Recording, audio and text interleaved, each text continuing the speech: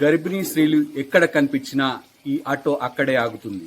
గర్భిణీ స్త్రీలకు సర్వీస్ చేయడమే ఈ ఆటో యొక్క లక్ష్యంగా నడుస్తుంది. మనం చూస్తున్నాం ప్రజాసేవ సైన్యం స్వచ్ఛంద సంస్థ నడిపిస్తున్నటువంటి తౌడగారి చిన్న విఠల్ అనే వ్యక్తి. ఇతను రోడ్ పైన ఉన్నటువంటి ఎవరైనా గర్భిణీ స్త్రీలు కనిపిస్తే చాలు అక్కడే ఆగి వారిని హాస్పిటల్కి తీసుకెళ్లి ఫ్రీగా సర్వీస్ చేస్తారు, డబ్బులు తీసుకోకుండా. ఇలాంటి ఇప్పటివరకు వందల సంఖ్యలో చాలా మంది గర్భిణులకు సర్వీస్ చేశారు. అయితే ఇప్పుడు ప్రస్తుతం ఆయన మనతో పాటు ఉన్నారు.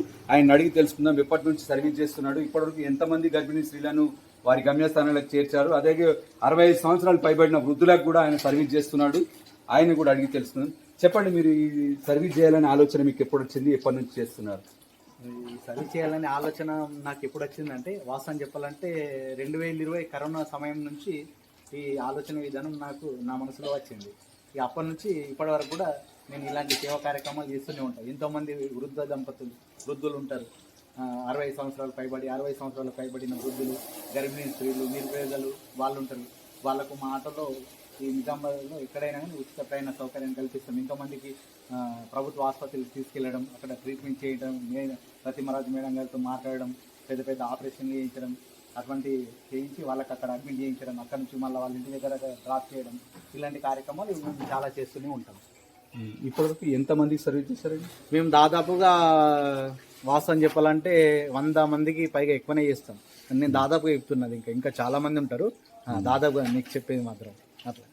అంటే మీరు గర్భిణీ స్త్రీలను తీసుకెళ్లి ఇంటికి వదిలినప్పుడు వాళ్ళ ఫీలింగ్స్ ఎలా ఉంటున్నాయి? వాళ్ళు వాళ్ళ సంతోషం వ్యక్తం చేస్తారండి. చాలా very very thank you so much అని చెప్పేసి వాళ్ళు సంతోషంగా వ్యక్తం చేస్తారు. మాకు ఇలాంటి సర్వీస్ అనేది మేము చాలా కొత్తదనం, మేము ఇప్పుడే ఫస్ట్ టైం చూస్తున్నాం నిజామాబాద్లో అని చెప్పేసి చెప్పడం జరుగుతుంది అన్నది. అట్లేం లేదమ్మా, ఇంకోసారి ఏమైనా ప్రాబ్లం ఉంటే కూడా మీరు చెప్పండి అని వాళ్ళకి నా విజిటింగ్ కార్డు ఇచ్చేసి నేను రావడం జరుగుతుంది. అంటే మీకు ఎవరైనా ఇట్లా ఫోన్లు చేస్తున్నారా, ఇట్లా ఉంది అవును చేస్తారు, చాలా మంది చేస్తారు. ఫోన్లు చేస్తారు, తీసుకెళ్తాం. అందుకొరకు అని చెప్పేసి దీనికి తక్కువ ఖర్చు ఉంటాయని చెప్పేసి నేను ఎలక్ట్రిక్ ఆటో తీసుకున్నాను నేను.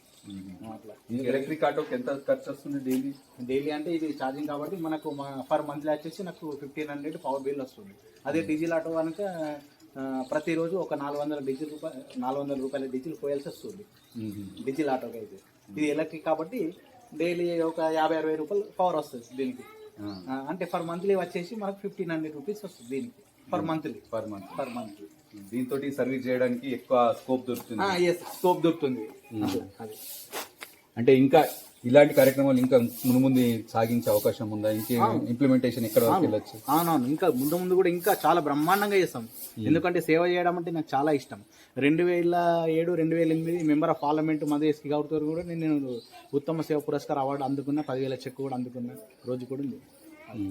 నా సేవలను ఆయన అభినందించడం, నాకు ఉత్తమ సేవ పురస్కార్ అవార్డు ఇవ్వడం, నాకు 10,000 చెక్ ఇవ్వడం, వేల్పూర్ మండలంలో మంచిగా సన్మానం చేయడం కూడా జరిగింది. నా దగ్గర ఫొటోస్ కూడా ఉన్నాయి.